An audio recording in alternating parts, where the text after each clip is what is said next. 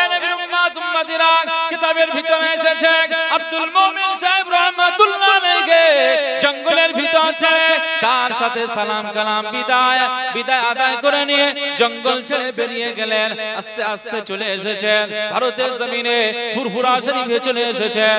এ নবীর উম্মত উম্মতিরা বাকুল শরীফে শুয়ে থাকা আব্দুল মুমিন সাহেব রাহমাতুল্লাহ আলাইহি যখন পীরের কাছে এসেছেন পীরের সাথে সালাম কালাম মুসাফা হয়ে যায়। পীর খুশি মুরিদও খুশি। পীর বলেছেন আব্দুল মুমিন তোমাকে যে দায়িত্বটা দেওয়া হয়েছিল ওই দায়িত্বটা কি তুমি পালন করেছো? আব্দুল মুমিন সাহেব বললেন আমার পীর আমার মুর্শিদ আমার পীর আমার মুর্শিদ আপনি যে দায়িত্বটা আমাকে দিয়েছিলেন আমি সব দায়িত্ব পূর্ণাঙ্গ রূপে আদায় করেছে। কিতাবের ভিতরে এসেছে তিনি তার পীরের সব আদেশ নিষেধগুলো সুন্দরভাবে আদায় করেছে। এমন আদায় করেছে দুটো চোখের সাথে এই চোখটাও আল্লাহ খুলে দিয়েছে। এ নবীর উম্মত উম্মতিরা একটা বর্ণনা এসেছে ফুরফুরার মুফতি আযম মিসলা হুজুর পীর কেবলা রাহমাতুল্লাহ আলাইহি একদিন জিজ্ঞাসা করছে আমার আব্বা জানের মুরিদ আব্দুল মুমিন সাহেব হুজুর আপনি तमाम বিশ্বটাকে আপনি ঘুরে ঘুরে 25টা বছর পার করে দিয়েছেন আপনি কেমনটা করে পার করলেন? ওই সময় আব্দুল মুমিন সাহেব বললেন মেজো ভাই আমার পীরের মেজো সাহেবজাদা এই মুফতি আযম মেজো ভাই আমি আব্দুল মুমিন সাহেব জানিয়ে দিলাম আমি পৃথিবীটাকে আমি পায়ে হেঁটে সফর করেছি আমি বিভিন্ন মাজারে গিয়েছি বিভিন্ন কবর জিয়ারত করেছি নবীদের মাজার জিয়ারত করেছি নবীদের কবর মোবারক জিয়ারত করেছি আমার নবীজির মাজার জিয়ারত করলাম আমার নূরে মুস্তাফার রওজা জিয়ারত করলাম মেজো ভাই সব জায়গা আমি জিয়ারত করলাম সব জায়গা আমি কবর জিয়ারত করলাম তবে একটা কথা বলে দিই আমি যে সমস্ত কবর যে সমস্ত মাজারগুলো জিয়ারত করেছি আমি আব্দুল মুমিন যতক্ষণ পর্যন্ত না ওই মাজারওয়ালার সাথে ওই কবরওয়ালার সাথে আমার দিদার না হয়েছে আমি আব্দুল মুমিন কবর ছেড়ে আসি না। জোরে বলতে পারলেন না সুবহানাল্লাহ? নারে তাকবীর।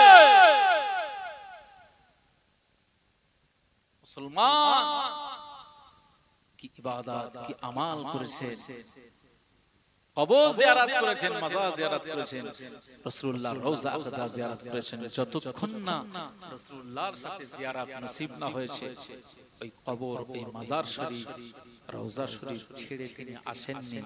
তিনি বলছেন আমি সমস্ত কবর মাজারগুলো জিয়ারত করেছি সব মাজার কবর মোবারকগুলো জিয়ারত করেছি যতক্ষণ পর্যন্ত না ওই কবরওয়ালাদের সাথে আমার সাক্ষাৎ হয়েছে দিদার হয়েছে ততক্ষণ পর্যন্ত আমি আব্দুল মুমিন ওই কবর ছেড়ে ফিরে আসি নাই। একবার জোরে বলুন সুবহানাল্লাহ।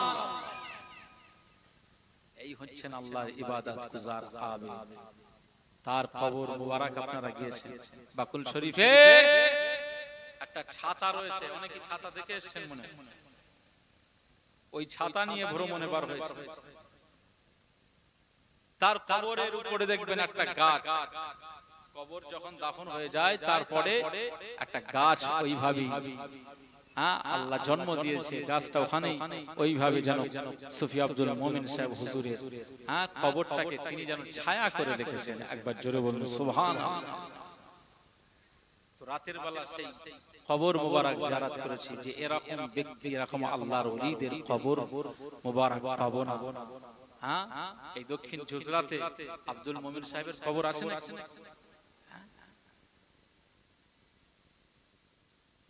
খাজা গরিবে নওয়াজের কবর এখানে আছে যেতে হবে আজমির শরীফ। আবু বকর সিদ্দিক হুজুরের কবর মোবারক এখানে আছে যেতে হবে ফুরফুরা শরীফ। তো রাস্তা দিয়ে যেতে যেতে যখন সুযোগ হয়ে গেল তো আল্লাহর ওলির কবর মোবারক জিয়ারত করলাম। তো তারা ছিলেন এমন দরজাওয়ালা বেলায়েত প্রাপ্ত আল্লাহর ওলি যে তাদের সাথে আল্লাহর রিলেশন এমন হয়েছে যে তাদের ইন্তেকালের পরেও এই গাছ এই গাছগুলো তারাও একজন পীর, একজন আল্লাহর খাঁটি বান্দার, একজন ওলির কবরের উপরে তারা ছায়া করার জন্য তারা গোলামি খাদেম হয়ে যায়। একবার জোরে বলুন সুবহানাল্লাহ। আল্লাহ পাক আমাদের সবাইকে কবুল করুন। আজ যতটুকু আলোচনা করলাম আল্লাহ কবুল করুন। আজকের আলোচনার প্রধানতম টপিক ছিল লা ইন শাকারতুম লা আযীদান্নাকুম। শুকরিয়া বেশি বেশি আদায় করতে হবে। 10 টাকার ইনকামে শুকরিয়া, 100 টাকার ইনকামেও শুকরিয়া, 1000 টাকার ইনকামেও শুকরিয়া। যত বেশি করবে আল্লাহ তত বেশি বৃদ্ধি করবে। কারণ আজকের বাড়িওয়ালা এই মাহফিলটি করেছেন শুকরানা মাহফিল। আজকের এই মাহফিলে আমরা এসেছি, আল্লাহ পাক কবুল করুন। বাড়িওয়ালার উদ্দেশ্য তামান্নাকে আল্লাহ মঞ্জুর করুন। এই মাহফিলে যতজন বসেছি আল্লাহ আমাদের এই মাহফিলে বসাটা নাজাতের ওসিলা বানিয়ে দেন। বলুন সকলে আল্লাহুম্মা আমিন।